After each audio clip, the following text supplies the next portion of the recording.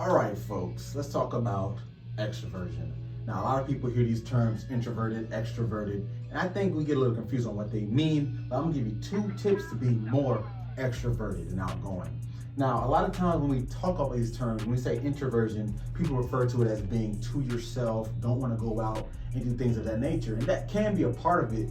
And extroversion on the opposite end of the spectrum is being more outgoing, more social, want to be on the scene. And once again, that can be part of it, but that's not the whole story. And as you see, I drew a line that represents a spectrum.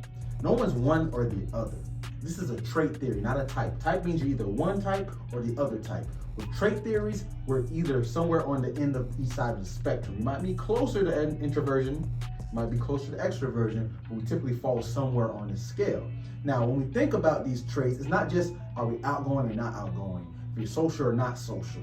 It's about what do we feel more energized when we're in these settings. Because someone who's introverted can definitely go to a party and interact and have a great time, or give a speech or present, but it doesn't mean that they're being fulfilled for it. They're going to be more prone to want to do something that's lower key to themselves by preference, by default. But they can step up to the occasion. Now, if you're one of these people who find themselves more on the introverted side, that's what we're going to talk about. Now, the first thing, make it plain and simple. Collaborate with others doing things you enjoy. When I say collaborate, that means do group activities or things with friends that you enjoy. Because remember, the goal is to get energy from being social. And a lot of times with introverts, they don't want to be social, not because they just disdain people. No, it's because they don't really enjoy exactly what they're doing. Because if I'm not a party person, I'm not going to be more prone to go to a place where it's going to be 500 people and I only know 2 of them. So I could probably go there and socialize, shake hands, say hi, but I'm not going to feel great. It's going to be draining for me, and I'm going to want to leave early, which brings down everybody. Party foul, right? Now, that's why this is important, because if you let people know, hey, this is what I like, 1, they're going to be more likely to want to do it with you, and 2, you'll be more open to doing it with them. So you gradually become more open by default because you've done it over and over again with people, 1, you might truly care about being around, and 2, things you want to actually be at. Because at the end of the day, we want to do what we want to do, and if it's something that we're not interested in, we're probably going to be less likely to go and do it. Pretty straightforward stuff, but think about that next time, because if you're more prone to want to do it with people and it's fun for you, you're going to get more comfortable with it.